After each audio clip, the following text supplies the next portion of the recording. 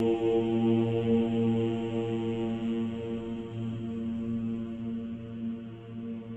नमः शिवाय। भारत माता शिव शक्ति अवतार। आज है 17/12/2024। रिवाइज डेट है 24/11/1966। लवली बच्चे, तुम जानते हो यहाँ परमात्मा है, तो क्या मुर्दे को जिंदा कर देंगे? यह तो अंधश्रद्धा की बातें यहाँ नहीं हैं। मुझे तो पुकारते ही हैं कि हे पतित पावन आओ, आकर हमको पतित से पावन बनाओ।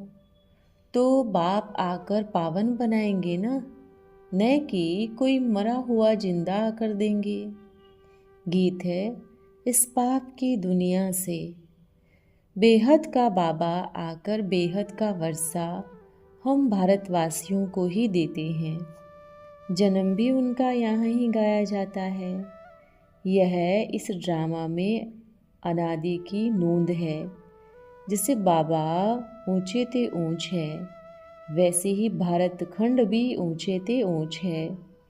अब बाबा आकर सारी दुनिया की सद्गति करते हैं, तो सबसे बड़ा तीर्थ भारत हुआ ना। कहते हैं, ओ गॉड फादर, हमको अपने साथ ले चलो। भारत के ऊपर सबका लव है। बाबा भी भारत में ही आते हैं। अब तुम मेहनत कर रहे हो, गोपी वल्लभ के गोप गोपिकाएं तुम हो। सतयुग में गोप गोपियों की बात नहीं है, वहाँ तो कायदे अनुसार राजाई चलती है। चरित्र कृष्ण के हैं नहीं, चरित्र सिर्फ एक बाबा के हैं। यह उनका चरित्र कितना बड़ा है। सारी पतित दुनिया को पावन बनाते हैं। यह कितनी चतुराई है। इस समय सब मनुष्य मात्र अजामिल जैसे हैं। सरकार समझती है यह साधु आदि भ्रष्टाचारी से श्रेष्ठाचारी बनाएंगे। बाबा कहते हैं इन्हों का भी उद्धार मुझे करना है। जैसे तुम एक्टर्स हो, वैसे ही बाबा भी एक्टर है। तुम 84 जन्मों का चक्र लगाते हो ना, वो भी क्रिएटर, डायरेक्टर और मुख्य एक्टर है। करण करावनहार है। क्या करते हैं? पतितों को पावन बनाते हैं।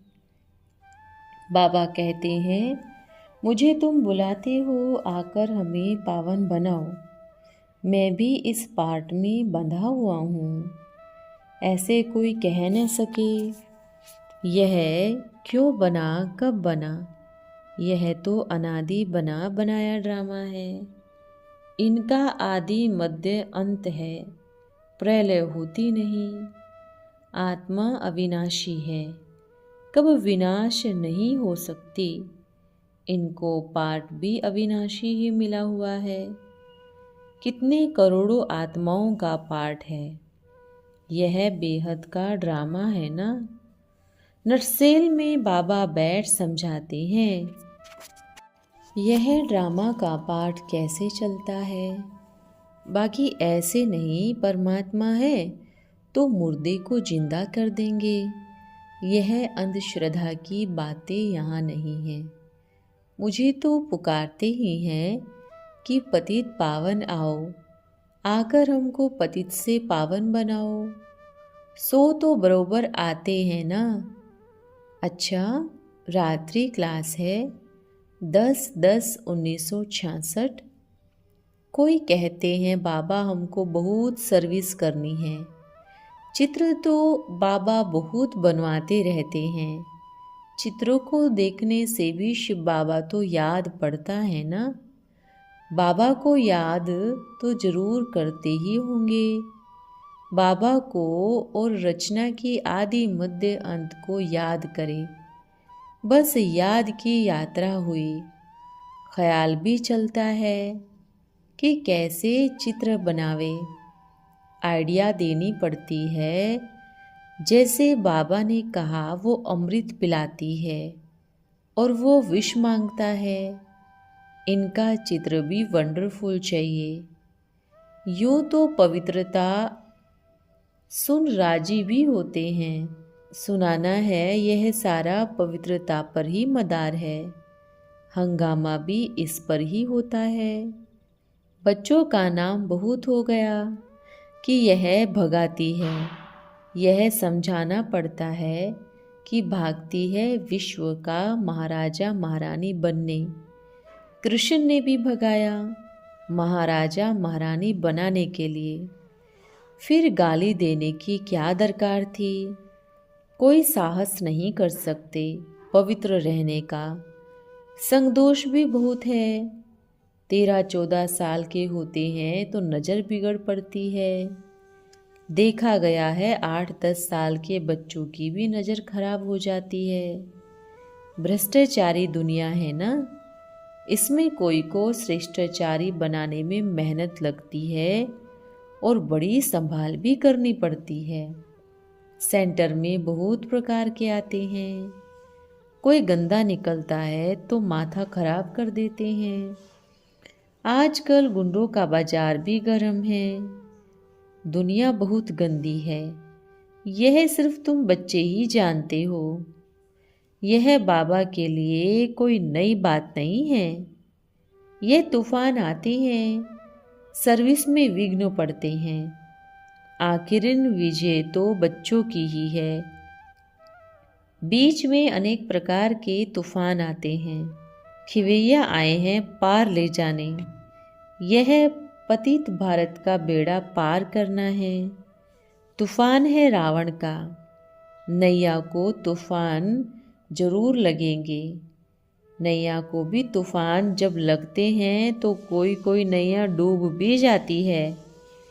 देखा जाता है कि भल कोई बच्चे को चलते चलते ठोकर लग जाती है, फिर नहीं आते, तो ऐसे नहीं कहेंगे कि डूब गया। नहीं, पद जो ऊंच पाना था वो पा ना सका, फिर भी स्वर्ग में तो आएंगे ना। ज्ञान का विनाश नहीं होता। यहाँ जो आते हैं उनका कोई ना कोई प्रकार से कल्याण जरूर होता है। अच्छा चंडाल का जन्म पाएंगे, फिर भी स्वर्ग में तो आएंगे ना। बाकी हाँ, चमाट बड़ी जोर से लगती है। अवस्था मजबूत नहीं है तो गिर पड़ते हैं। सर्विस को युक्ति से चलाना पड़ता है। बहुत सहनशीलता भी रखनी पड़ती है और बहुत मीठा शांत स्वरूप होना पड़ता है। कोई गुंडा बदमाश भी आ जाए उनको भी प्यार से बाहर निकाला जाता है ना, झगड़ा नहीं करना होता। सेंटर में कोई झगड़ा नहीं हो तो अच्छा है। ईश्वरी यज्ञ में विघ्न पड़ेंगे। ड्रामा अनुसार यह होना है ना। ड्रामा में नोंद है तो उसको मिटा थोड़े ही सकेंगे। बाबा तो समर्थ है, जो आकर पतितों को पावन बनाए सद्गति देते हैं। मगर तूफान विघ्न तो आएंगे ही। ऐसे थोड़े ही बाबा विघ्नों को उड़ा देंगे। ड्रामा में विघ्नों की भी नोंद है, तब तो कहते हैं विघ्न पड़ते हैं, अत्याचार होते हैं। बड़ा युक्ति से चलना पड़ता है। लाल भी बने और इस दुनिया से भी प्रीत निभाए। बहुत गुप्त है ना। बाबा आते हैं राजधानी की स्थापना करने। तुम बच्चों को कोई लड़ाई आदि नहीं करनी होती। बाहुबल और योग बल। बाहुबल से हद की राजाएं मिलती है, योग बल से विश्व पर राज्य प्राप्त कर सकते हो। इसलिए ही योग बल की महिमा है। योग बल से बाबा से वर्षा मिलता है। बाबा कहते हैं मेरे साथ योग रखने से तुम्हारी आमा बलवान बनेगी, तुम पवित्र बनेंगे, तो पवित्रता की ताकत मिलती है। एवर प्योर बाबा से। इसलिए बाबा कहते हैं कि मुझे याद करो तो बल मिले। देवताएं बहुत बल वाले थे, विश्व पर राज्य करते थे। अब विश्व का मालिक बाबा बनाते हैं। बाबा सर्वशक्तिवान है ना, तो उनसे ताकत पाकर बलवान बनना है। कहते हैं ईश्वर यह नहीं कर सकता है क्या? नहीं, बाबा आए ही हैं पावन बनाने, घर का रास्ता बताने। पतित आत्मा तो जा नहीं सकेगी। बाबा आते ही हैं तमो प्रधान से सतो प्रधान बनाने। बाबा से शक्ति मिलती है जन्म जन्मांतर के पाप भस्म करने के लिए। वो समझते हैं कृष्ण शक्तिवान था, सुदर्शन चक्र फिराता और गला काटता था। यह तो हिंसा हो गई ना। तुम्हारा अहिंसा परमो देवी देवता धर्म स्थापन होता है। योग बल में कोई हिंसा की बात ही नहीं। तुम बच्चों को किसी को नाराज भी नहीं करना है। मुख से रत्न ही निकलने चाहिए। यह बहुत मीठे रत्न है बाबा के। समझाते हैं बच्चे, तुम सतो प्रधान से तमो प्रधान बने हो। अब फिर सतो प्रधान बनने के लिए मुझे याद करो। स्तुति निंदा मान अपमान सब सहन करना है, बिगड़ना नहीं है। युक्तियाँ सब बतलाई जाती है। कोई हालत में समझाया जाता है कि आँख दिखानी पड़ेगी। हर एक पूछ सकते हैं, सरकमस्टांस देखना पड़ता है, राय देनी पड़ती है। प्यार से काम न चले तो आँख दिखानी पड़ती है। कोई समय डंडे से भी मारना पड़े। हर एक के सरकमस्टांसेस अलग होते हैं। दवाई सबकी एक जैसी नहीं होती। बाकी यह संभालना है हमसे कोई विकर्म पाप न हो, नहीं तो 100 डंडा पड़ेगा और ऐसे पाप करते करते गिर पड़ेंगे। बाबा पूछते हैं, जीवन में कोई विकर्म किया तो लिख कर बताओ तो क्षमा हो जाएगा। सारे दिन का भी पोता मेल निकालना चाहिए ना।